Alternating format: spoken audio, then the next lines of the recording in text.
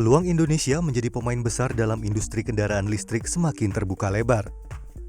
Komitmen negara untuk menjadi produsen kendaraan listrik tersebut dituangkan dalam Perpres nomor 55 tahun 2019 tentang percepatan kendaraan bermotor listrik berbasis baterai atau KBLBB. Dengan peraturan tersebut, sejumlah agen pemegang merek beramai-ramai mendatangkan kendaraan listrik ke tanah air. Lewat aksi ini, para pengusaha otomotif melihat potensi kendaraan listrik yang gurih di Indonesia. Selain ditujukan bagi kendaraan pribadi, kendaraan bermotor listrik berbasis baterai juga ditujukan bagi kendaraan publik yang siap diimplementasikan oleh pemerintah.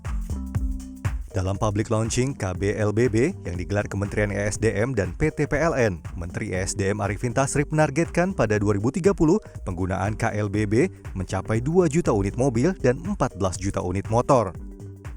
Pada periode tersebut, bahan bakar minyak impor ditargetkan berkurang sebanyak 77.000 barel oil per harinya dengan penghematan devisa negara sebesar 1,8 miliar dolar Amerika Serikat.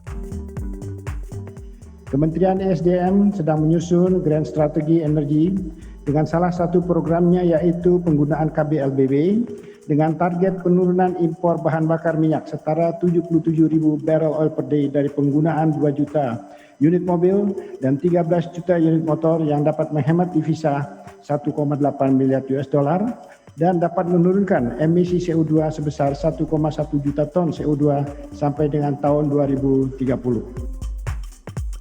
Selain pengurangan emisi karbon akibat kendaraan berbahan bakar minyak, penggunaan KBLBB bagi masyarakat diuntungkan dengan penggunaan bahan bakar yang lebih efisien hingga 70% dibandingkan dengan kendaraan konvensional.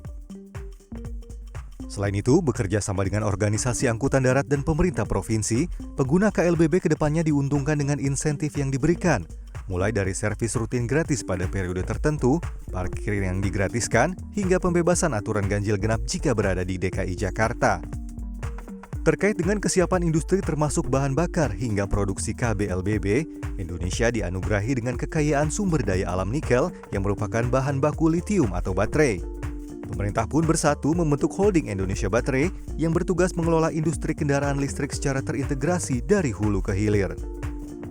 Tak ayal, banyak investor yang melirik Indonesia untuk mengembangkan industri KBLBB, bahkan Tesla, perusahaan otomotif yang memproduksi kendaraan berbasis listrik, juga berminat untuk berinvestasi.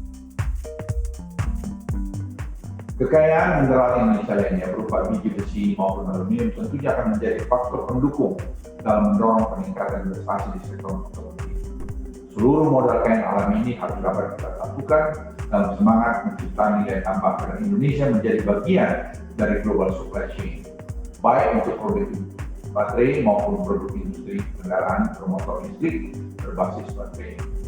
Hadirin yang saya hormati, potensi Indonesia sebagai produsen kendaraan bermotor listrik berbasis baterai sangatlah besar.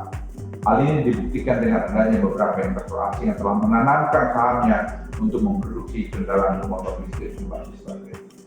Antara lain Hyundai yang telah melakukan investasi untuk membangun basis kendaraan listrik, BYD yang telah memulai bis listrik, serta CATL, LG Chem, dan QMB New Energy yang saat ini berminat untuk membangun industri bahan baku dan sel baterai lithium di dalam negeri.